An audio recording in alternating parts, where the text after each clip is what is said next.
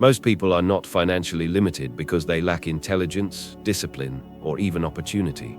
They are limited because they are running a psychological script they never consciously chose. The poor man's matrix is not about being broke in a literal sense. It is about being mentally calibrated to contraction.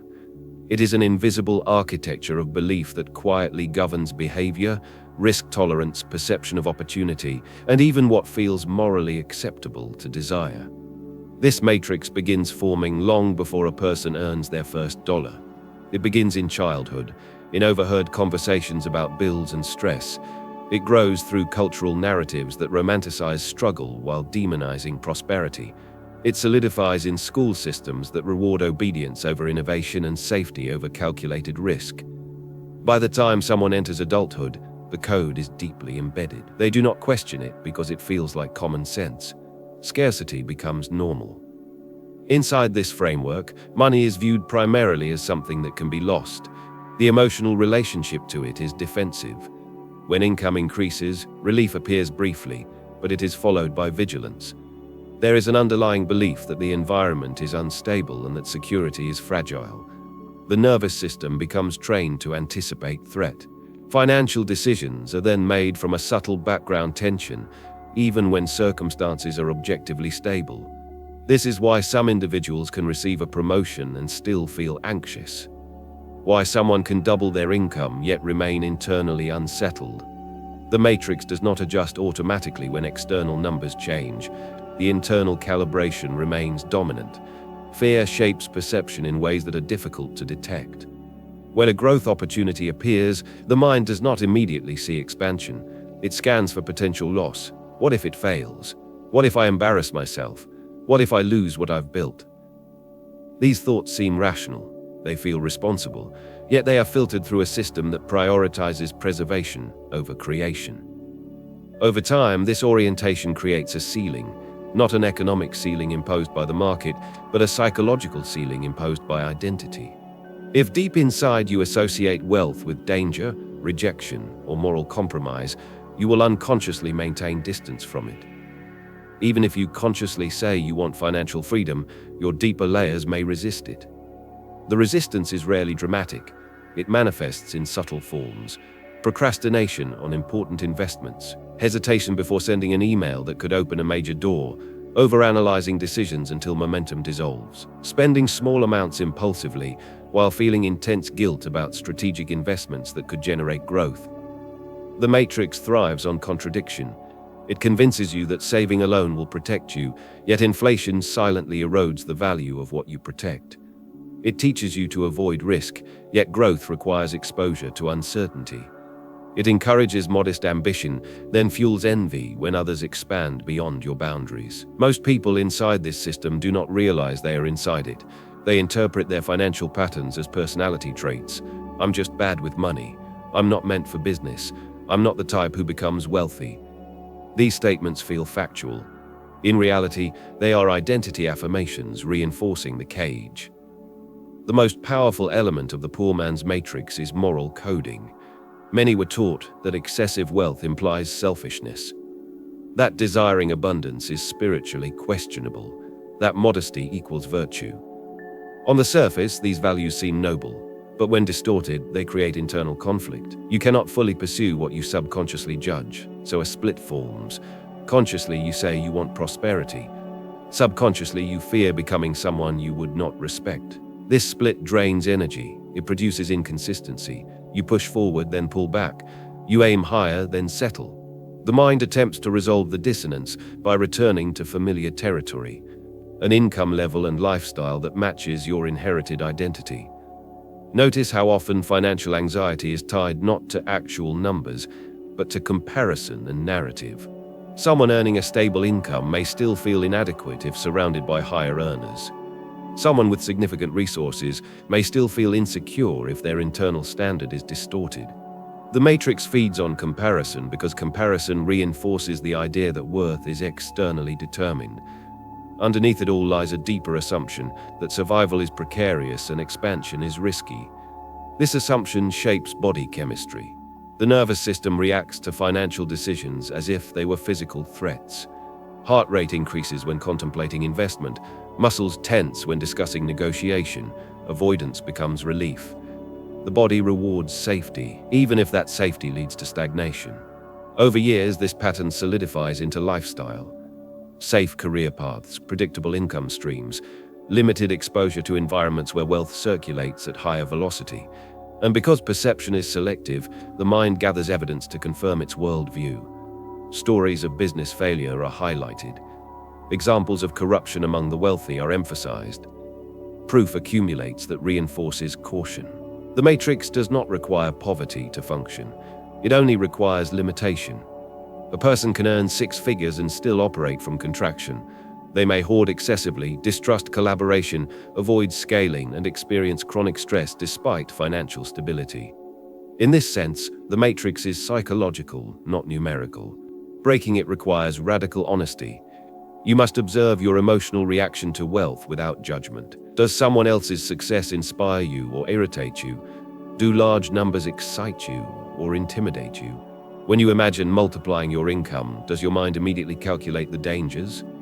These reactions reveal programming. The matrix survives because it feels like reality. It feels prudent, responsible, mature. But beneath the surface, it is often fear masquerading as wisdom. And here is the most confronting truth.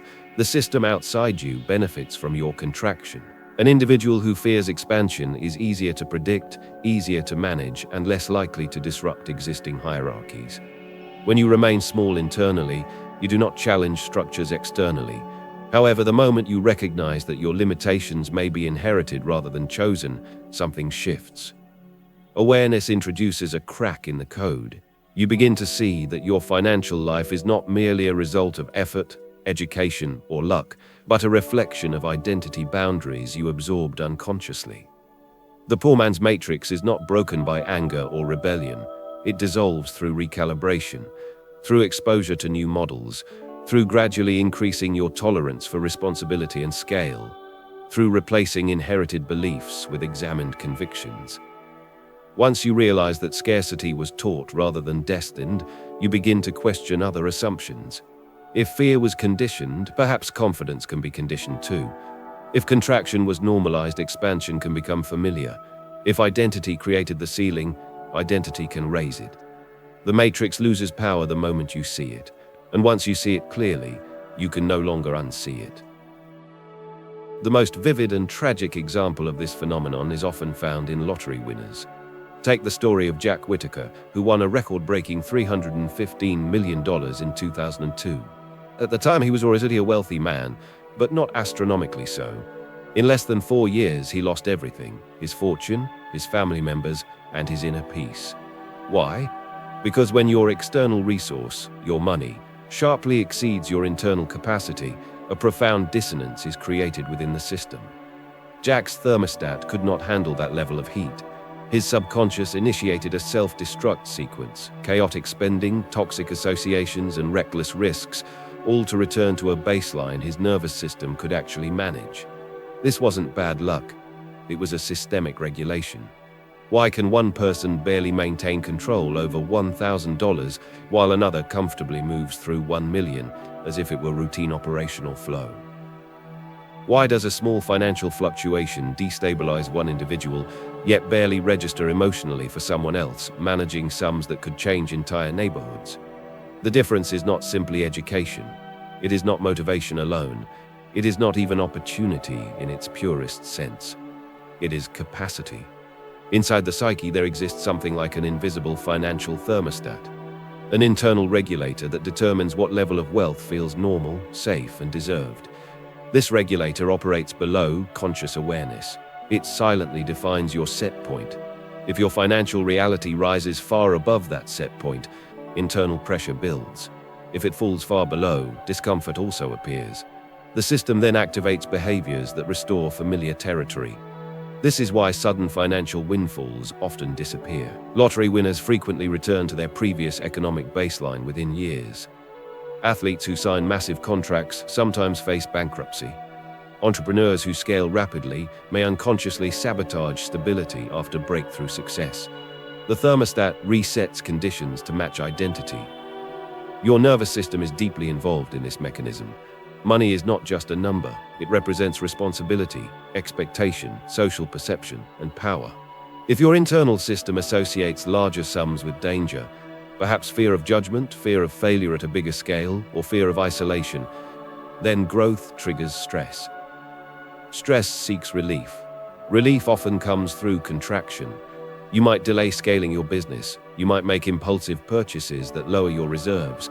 You might reject partnerships that feel too big. You might underprice your value to remain within your comfort zone.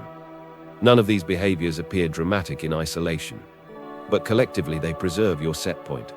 The thermostat is built from layered experiences, early childhood impressions about wealth, observations of how adults handled money, cultural narratives about success, personal experiences of embarrassment, loss, or rejection connected to finances.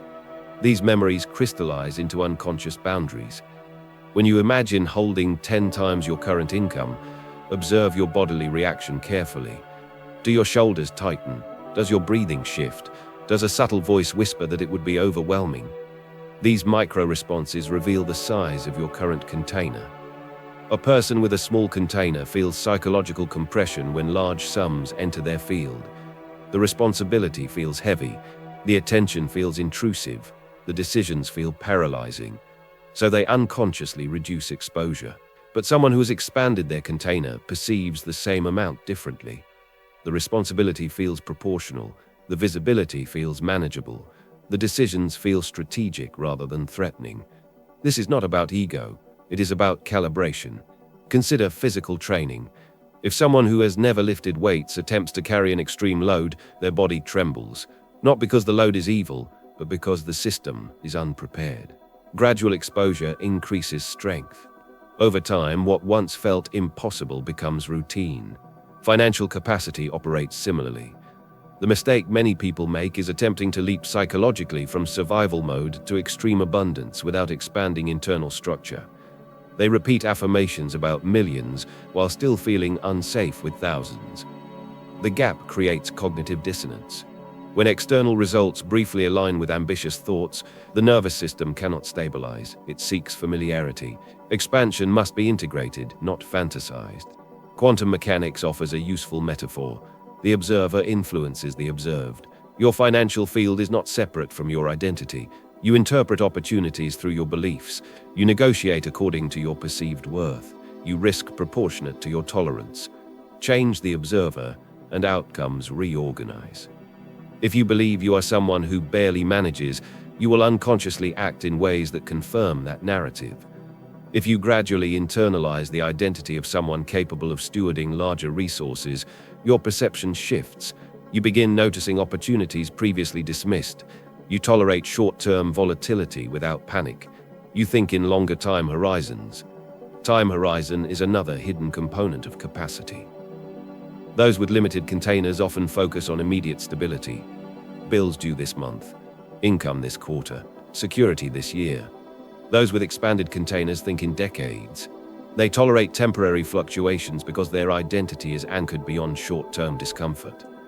Emotional neutrality is a marker of capacity. When gains do not create euphoria and losses do not create collapse, stability emerges. This neutrality is not indifference, it is regulation. It signals that the nervous system trusts itself at that level. Many assume wealth requires constant hunger or aggression. In reality, sustainable wealth often requires calm. The ability to make decisions without emotional spikes. The ability to detach from outcomes while remaining strategically engaged. When the thermostat is low, small losses feel catastrophic. When it is high, even significant losses are processed as part of a broader trajectory. Identity sets the temperature. If deep inside you believe that you are not the type to handle large-scale success, your behavior will subtly reinforce that belief. You might avoid high-level rooms. You might decline conversations with influential individuals. You might diminish your achievements in social settings to avoid standing out. Each action preserves alignment with your internal image. Expansion begins when you question that image. Who decided what level of wealth is appropriate for you? Was it your parents' ceiling? Your community's norm? A past failure that convinced you to play smaller? Most limits are inherited assumptions rather than conscious decisions. Raising the thermostat requires deliberate exposure, not reckless risk, but strategic stretching. Increasing financial literacy. Surrounding yourself with individuals who operate at higher levels so your nervous system normalizes those conversations. Practicing stewardship of gradually increasing sums. Observing your emotional reactions and regulating them intentionally. You do not expand capacity by wishing for abundance. You expand it by becoming the kind of person for whom abundance feels natural. And this process is deeply psychological. When your internal container grows, numbers stop carrying dramatic emotional weight. They become data, tools, instruments of exchange. Decisions become clearer because they are not filtered through fear-based distortion.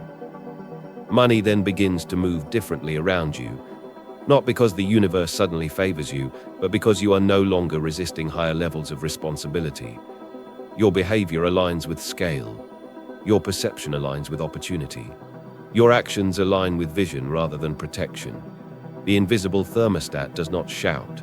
It whispers through comfort zones. But once you recognize its presence, you realize something profound. Your financial reality has been less about external limitation and more about internal calibration. Raise the calibration, and the field reorganizes. Not magically, structurally. Most people speak about wealth as if it is purely a reward, a prize at the end of effort, discipline, and intelligence. They imagine comfort, freedom, influence, admiration. They imagine control over time. They imagine relief from anxiety. But almost no one speaks honestly about the psychological transformation required to hold large-scale wealth without collapsing under its weight. Wealth has a shadow. Not in the moralistic sense that society often projects onto it, but in the structural sense described by Jung. The shadow is not evil. It is the part of the psyche that contains traits we were taught to suppress. It holds ambition, dominance, competitiveness, hunger for recognition, desire for power, and the instinct to expand beyond imposed boundaries. Many individuals repress these traits early in life. They learn that wanting more makes others uncomfortable. They discover that standing out attracts criticism. They sense that overt ambition can trigger rejection. So they soften themselves. They reduce visible hunger. They present a smaller version of their potential to maintain belonging. But large-scale wealth demands integration of precisely those traits. A person managing vast resources cannot afford chronic indecision. They cannot dissolve under external judgment. They cannot collapse each time someone questions their authority. They must develop firmness. They must cultivate strategic detachment. They must accept that growth inevitably creates friction. This is where the psychological cost emerges. When someone rises financially, they do not only gain access to better environments, they also lose a certain form of innocence. Decisions become heavier. Consequences extend beyond personal comfort. The scale of impact increases. The circle of trust often shrinks. Trust becomes selective because incentives around you change. People respond differently to visible success. Some admire, some resent, some attempt proximity for advantage. Navigating this landscape requires discernment that can feel isolating. There is also the burden of projection. Society frequently projects its unresolved feelings onto the wealthy. If someone struggles financially, it is easier to assume that wealth itself is corrupting than to confront internal limitations. As a result, successful individuals often become symbolic targets for collective frustration. To withstand this, one must develop a stable internal core. This stability is not arrogance, it is psychological integration. Jung emphasized that unintegrated shadow traits leak out unconsciously. When ambition is denied, it distorts into envy. When desire for influence is suppressed, it mutates into passive aggression. When the instinct for expansion is shamed, it becomes self-sabotage. But when these traits are acknowledged consciously, they transform. Ambition becomes vision. Competitiveness becomes drive for mastery. Desire for power becomes capacity for leadership. Detachment becomes clarity. Many wealthy individuals, whether intentionally or not, have integrated aspects of their shadow that others continue to reject. They have accepted that they want scale. They have accepted that they're comfortable with responsibility. They have accepted that they can tolerate being misunderstood. This tolerance is critical. If you require universal approval to feel secure, large success will feel threatening. Visibility attracts opinions, authority invites criticism, influence generates resistance. If your nervous system equates disapproval with danger, you will unconsciously avoid positions where disapproval is inevitable. Another rarely discussed dimension is risk tolerance. Wealth accumulation is rarely linear. It involves exposure to uncertainty, strategic bets, and periods of instability.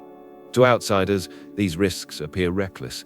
Internally, they are calculated expansions. Psychologically, this requires a different relationship with fear. Fear does not disappear. It becomes data rather than command. It signals variables to assess, not instructions to retreat. This shift alone separates those who expand from those who contract. There is also the reality that wealth magnifies internal structure. If someone is internally chaotic, increased resources amplify that chaos. Impulsivity scales, addiction scales, ego scales. Money accelerates underlying patterns. This is why some high earners self-destruct. Wealth did not ruin them, it revealed them. On the other hand, if someone has cultivated discipline, emotional regulation, and clarity of purpose, wealth amplifies those traits as well. Generosity scales, impact scales, vision scales. Money is an amplifier. Understanding this changes the narrative. The question is no longer whether wealth is good or bad. The question becomes, what will it magnify inside you? There is also a spiritual dimension that many avoid discussing openly. When resources increase dramatically, identity must expand accordingly. You can no longer define yourself solely by survival or struggle. You must redefine yourself as a steward, strategist, builder, or leader. Identity shifts can feel destabilizing. Some individuals subconsciously reject further success because they fear losing connection to their former self. They fear alienating old friends. They fear no longer belonging to their original community. In this way, loyalty to past identity can conflict with future potential. This is the hidden sacrifice, not necessarily material comfort, but psychological transition. Growth requires letting go of versions of yourself that felt safe. It may require entering rooms where you are the least experienced person. It may require making decisions that disappoint others. It may require tolerating solitude while recalibrating your circle. These are not glamorous aspects of wealth. They are structural adjustments. And yet within this challenge lies refinement. Responsibility sharpens intuition. When the stakes rise, superficial thinking collapses. You are forced to develop clarity. You are forced to distinguish ego-driven impulses from strategic necessity. You are forced to understand your own motives. Intuition deepens when consequences matter. This is why many who operate at high financial levels speak about pattern recognition rather than luck. Their exposure to complexity has trained perception. They see second-order effects. They anticipate reactions. They recognize cycles. This perceptual expansion is not mystical in a fantasy sense, but it carries a mystical quality in experience. Decisions begin to feel aligned rather than reactive. Timing becomes precise. Moves become deliberate. However, none of this happens without integrating the shadow. If you reject your ambition, you will resent those who embrace theirs. If you fear your own capacity for influence, you will shrink from opportunities that require leadership. If you demonize power, you will never comfortably wield it. The shadow must be acknowledged consciously. You must be honest about your desire for growth, honest about your attraction to impact, honest about your comfort with authority. These admissions are not admissions of corruption, they are admissions of potential. Wealth does not demand moral compromise, it demands psychological maturity. The tragedy is that many people never test their capacity because they fear the shadow more than they fear limitation. They prefer the familiarity of contraction to the responsibility of expansion. But when you integrate your shadow consciously, wealth becomes less threatening. It becomes an instrument, a channel through which internal coherence expresses externally. And then the narrative shifts. Wealth is no longer a symbol of greed or superiority. It becomes a measure of capacity to hold complexity, to tolerate projection, to manage responsibility, and to remain centered while scale increases. The shadow side of wealth is not darkness, it is depth. And only those willing to face that depth can carry significant light without being blinded by it. Rewriting your internal code is not a motivational exercise. It is not about repeating optimistic phrases while your nervous system remains wired for contraction. It is not about pretending you believe something while your behavior continues to contradict it. True recoding is structural. It requires dismantling old associations and deliberately constructing new ones until they feel natural. Most people attempt to change their financial results without changing their financial identity. They adjust tactics but preserve the same internal calibration. They read about investing, start a side business, learn high-income skills, yet their emotional relationship to money remains unchanged. Under pressure, they default to their previous patterns because the code underneath was never rewritten. The first layer of recoding is moral neutrality. If somewhere inside you believe that money corrupts, that large wealth distances you from spirituality, or that desiring more makes you less virtuous, you will sabotage expansion. You cannot consistently pursue what you subtly condemn. This does not mean abandoning ethics. It means separating money from mythology. Money is a medium of exchange. It reflects value creation, leverage, and coordination. It amplifies intention. When you strip it of emotional distortion, you begin to see it as a tool rather than a moral entity. A tool can be used destructively or constructively. The tool itself is neutral. Observe your internal reactions when you see extreme wealth. Do you immediately search for evidence that it must be unethical? Do you feel irritation disguised as critique? That reaction is not about the wealthy individual, it is about your coding. Until neutrality replaces resentment or idolization, your relationship with money will remain reactive. The second layer is expanding capacity gradually and deliberately. Many attempt to jump from survival thinking to abundance thinking in a single leap. This rarely stabilizes. The nervous system requires exposure and integration. If holding $10,000 creates tension, then practice holding that amount without urgency. Learn to manage it strategically. Make decisions calmly at that level before attempting to scale further. Expansion is similar to increasing weight in training. Overload without adaptation creates injury. Incremental progression builds strength. Financial capacity grows through responsibility taken consciously, not fantasized about abstractly. You must also retrain your perception of security. For many, security is defined as a fixed number, a savings milestone that promises relief. But numbers alone cannot create lasting stability. Markets fluctuate, economies shift, industries transform. If your sense of safety depends exclusively on static accumulation, anxiety will return whenever conditions change. Real security is regenerative capacity. It is your ability to create value repeatedly. It is your skill set, your adaptability, your network, your strategic thinking. When you understand that you can generate resources through competence, numbers lose their emotional grip. You stop clinging. You begin building. This shift from preservation to production is fundamental. Preservation thinking asks, how do I avoid losing? Production thinking asks, how do I create more? The first contracts, the second expands. One is rooted in fear, the other is rooted in agency.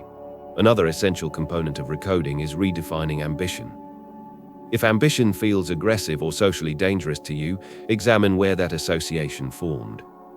Ambition does not have to be exploitative. It can be an expression of potential. It can be a commitment to mastery. It can be a drive to build systems that serve others at scale. When ambition is aligned with values, it becomes clean. When it is suppressed, it distorts. Integration means acknowledging that you want growth and consciously deciding how that growth will be expressed. It means designing your wealth path intentionally instead of inheriting one unconsciously. Then comes behavioral alignment. Your identity shifts through repeated evidence. If you see yourself as financially unstable, but begin consistently making measured strategic decisions, your self-image adjusts. If you view yourself as incapable of managing larger sums, but train yourself to allocate capital thoughtfully at increasing levels, the narrative changes. The brain trusts behavior more than words. This is why consistent action, even at small scales, rewires faster than dramatic declarations. Open the investment account, study balance sheets, negotiate compensation confidently, track cash flow without emotional spikes.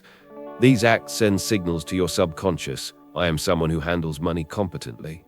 To accelerate this recoding, you must move beyond thought and into deliberate environmental stress testing. Here are 3 structural drills to raise your thermostat. 1. Financial exposure. Go exactly where high-velocity money moves. Sit in the lobby of a high-end hotel, order a single coffee, and simply exist in that space. Do not check your phone to hide. Instead, observe your body. Do you feel like an imposter? Does your chest tighten? This discomfort is the sound of your thermostat being manually adjusted. Stay until the environment feels neutral. 2. The neutrality drill. The next time you pay for anything, from a monthly bill to a luxury purchase, observe the moment of transaction. Most people feel a micro pang of loss. Stop. Look at the numbers on the screen as raw data, not as a piece of your survival being stripped away. Detach the emotional cord between payment and the fear of scarcity. Practice paying with a sense of flow, not friction. 3. The shadow audit. Identify 3 traits that genuinely irritate you about wealthy individuals. Is it their perceived arrogance? Their visibility? Their unapologetic ambition? Those traits are exactly what you have suppressed in yourself to remain safe. By judging them, you subconsciously forbid yourself from attaining their level of scale. Integrate the trait, and you unlock the gate. Gradually, the identity updates. Another overlooked step in recoding is exposure to new reference points. If your entire environment operates within a limited financial range, that range becomes normalized. Conversations, expectations, and perceived possibilities reflect that ceiling. When you enter rooms where larger numbers are discussed casually, your nervous system initially reacts. But over time, normalization occurs. What once felt extreme becomes conceivable. What felt intimidating becomes operational. Environment shapes identity quietly. Choose environments that stretch you without overwhelming you. Seek conversations that expand perspective. Study individuals who manage scale responsibly, not to imitate blindly, but to recalibrate what feels possible. You must also confront your fear of visibility. Financial growth often increases exposure. Exposure invites scrutiny. If you equate visibility with threat, you will unconsciously avoid scale. Ask yourself honestly, are you more afraid of failing publicly or of remaining invisible? This question reveals hidden constraints. Reprogramming includes emotional regulation. When financial decisions trigger anxiety, do not interpret that anxiety as a stop signal. Interpret it as expansion discomfort. Learn to breathe through it. Learn to evaluate decisions analytically while your body adjusts. Over time, the intensity decreases. Your nervous system can be trained. Wealth then becomes less about dramatic breakthroughs and more about sustained coherence. You align belief, behavior, skill, and environment gradually. The gap between who you are and what you manage narrows. One day you notice something subtle. Larger numbers no longer feel surreal. Opportunities that once seemed intimidating now appear strategic. Conversations about scale feel natural. You are no longer trying to convince yourself that you deserve expansion. You simply operate from a wider baseline. This is recoding. It is not mystical in appearance, but it carries profound consequences. When your internal model updates, external outcomes follow with less resistance. You stop oscillating between ambition and fear. You stop pushing forward only to retreat. Your growth stabilizes because it is supported structurally. The ultimate shift happens when money ceases to be an emotional battlefield. It becomes information, it becomes leverage, it becomes energy directed by intention. At that stage, you are no longer chasing wealth to repair insecurity. You are using wealth as a tool to express clarity. The desperation dissolves. The contraction dissolves. Decision-making sharpens because it is not distorted by hidden moral conflict or fear-based identity. Rewriting the code is not about becoming someone else. It is about removing distortions that kept you smaller than your capacity. When the distortions dissolve, expansion no longer feels rebellious or dangerous. It feels natural. If you have felt a quiet frustration watching others rise while you remain circling the same financial altitude, that frustration is not a flaw in your character. It is a signal that something inside you senses unused capacity, a signal that your external life does not fully reflect your internal potential. Many people interpret this tension as envy or inadequacy. In reality, it is often misdirected expansion energy. From an early age, most individuals are trained to shrink in subtle ways, not dramatically, not with obvious force, but through repeated messages that reward conformity and discourage magnitude. You are praised for fitting in, for not asking for too much, for not appearing overly ambitious. You are guided towards stability rather than scale. You are taught to be realistic, which often means limiting imagination to what feels socially acceptable. Over time, you internalize a version of yourself that is digestible to others.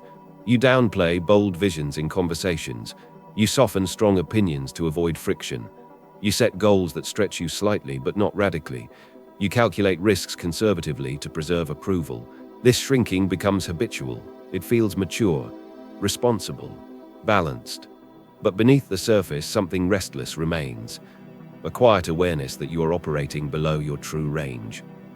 When you encounter individuals who are unapologetically expansive, it triggers a reaction. Sometimes admiration, sometimes irritation, sometimes disbelief. That reaction is informative. It reveals the gap between who you currently permit yourself to be and who you sense you could become. There is no virtue in permanent contraction. Humility does not require invisibility.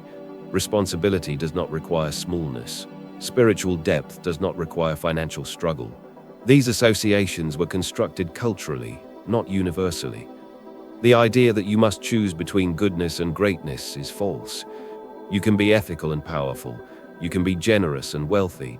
You can be grounded and influential. The conflict dissolves when you stop equating expansion with betrayal of your values. Another layer of shrinking is loyalty to past identity. Perhaps you grew up in an environment where financial struggle was normal. Perhaps your family equated simplicity with morality. Perhaps success was viewed with suspicion. Even if you consciously want more, you may unconsciously fear outgrowing the narrative that shaped you. Outgrowing a narrative can feel like disloyalty. If you expand financially beyond those around you, dynamics shift, conversations change, expectations change. Sometimes relationships strain. Many individuals avoid growth, not because they lack ability, but because they fear relational distance. This fear is rarely articulated openly. It operates beneath awareness. You hesitate at the edge of breakthrough because part of you equates growth with isolation. But growth does not require abandonment. It requires recalibration. Some relationships will evolve, some may fade, new ones will form. Expansion reshapes social structure naturally. Clinging to old versions of yourself to preserve familiarity prevents the emergence of your next form. There is also fear of visibility. As you grow, you are seen more clearly. Your decisions carry weight, your mistakes become more noticeable, your voice travels further. If you associate visibility with vulnerability, you will subconsciously retreat to safer terrain. Ask yourself honestly, do you feel safer being underestimated? Do you find comfort in modest expectations because they reduce pressure? If so, shrinking has become protection. Protection has a cost. When you habitually reduce your scale to remain comfortable, you compress your potential. You operate within boundaries that no longer reflect your capacity. Over time, this compression manifests as dissatisfaction. Not dramatic misery, but a persistent sense that something is misaligned. That misalignment is not greed, it is unused strength. Expansion is not about chasing luxury or status symbols. It is about fully expressing your capability. Financial growth is one dimension of that expression because money is leverage. It magnifies what you can build, influence, and contribute. When you deny yourself scale, you also limit impact. You may tell yourself that you are content, that ambition is unnecessary, that stability is enough. But if a deeper part of you continues to imagine larger possibilities, that imagination deserves examination rather than suppression. Shrinking is often disguised as balance. True balance is dynamic. It adjusts as capacity increases. A weight that once felt heavy becomes manageable. A responsibility that once seemed overwhelming becomes routine. What once felt extreme becomes proportional. You are not designed to remain static. Human potential expands through challenge, exposure, and responsibility. Financial growth, when approached consciously, is one arena for that expansion. It forces you to develop skills, regulate emotion, think strategically, and integrate your shadow. If you feel called toward larger impact, do not dismiss it as ego automatically. Examine it carefully, refine it, align it with your principles, then allow yourself to step toward it without apology. You do not need to become arrogant to expand. You need to become integrated. Integration means acknowledging your desire for growth without shame. It means accepting that you are capable of more without diminishing others. It means recognizing that someone else's success does not threaten your path. It expands the map of what is possible.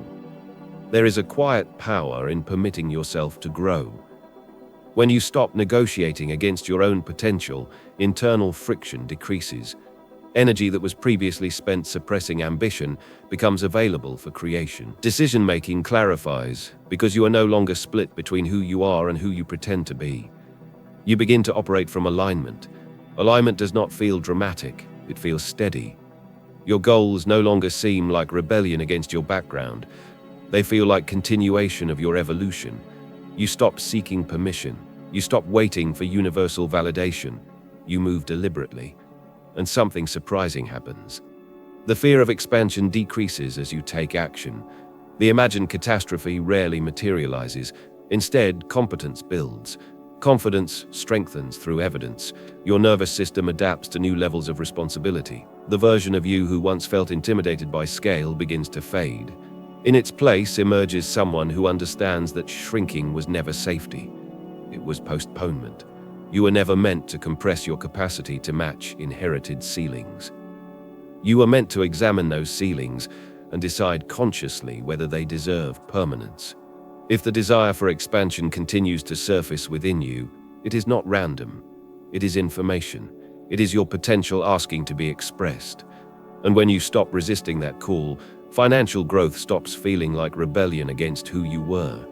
It becomes the natural extension of who you are becoming. At the beginning, you believed money had power over you.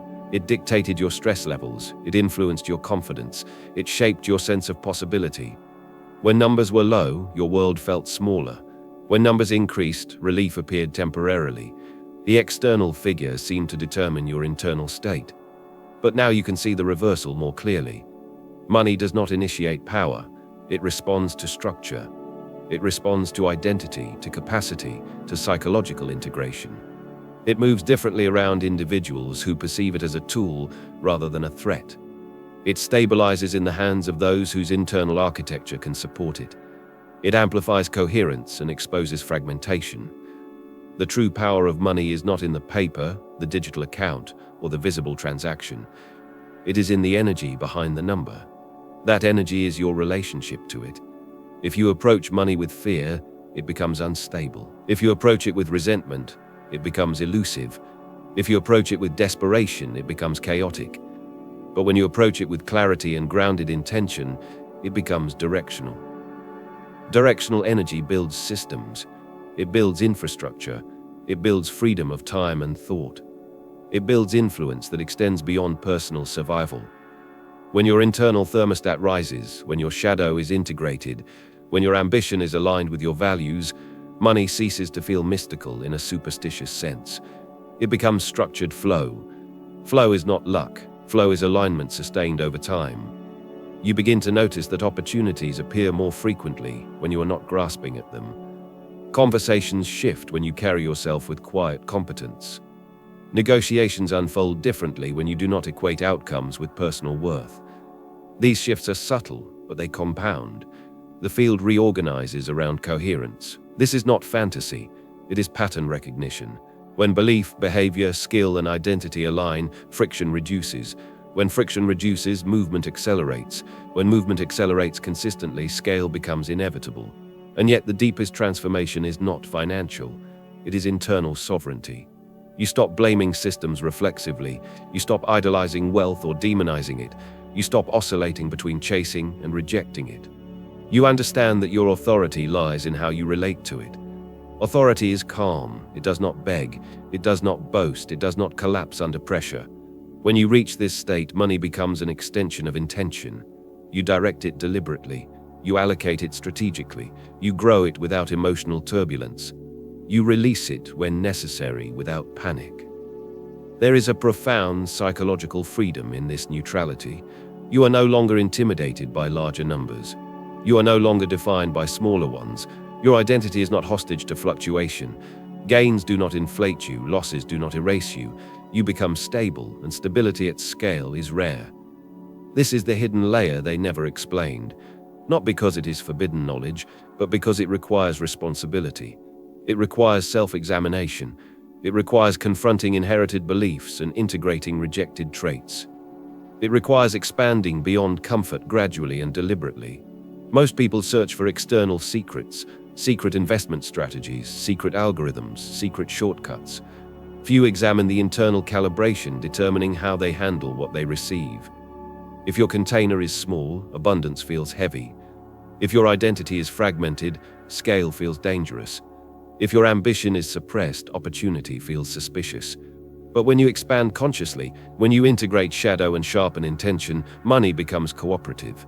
It reflects you. Not your surface words, but your structure. And here is the quiet truth beneath all of it. You were never meant to worship money. You were never meant to fear it. You were never meant to chase it as proof of worth. You were meant to master your relationship with it. When that relationship becomes conscious, wealth is no longer a symbol of status or survival. It becomes a measure of how effectively you translate vision into reality. It becomes visible evidence of internal coherence expressed externally. The true power of money is not control over others. It is the amplification of who you are. If who you are is fragmented, it magnifies fragmentation. If who you are is aligned, it magnifies alignment. That is why the work was never about numbers. It was about you. And once you understand that, the fear dissolves. The resentment dissolves, the desperation dissolves.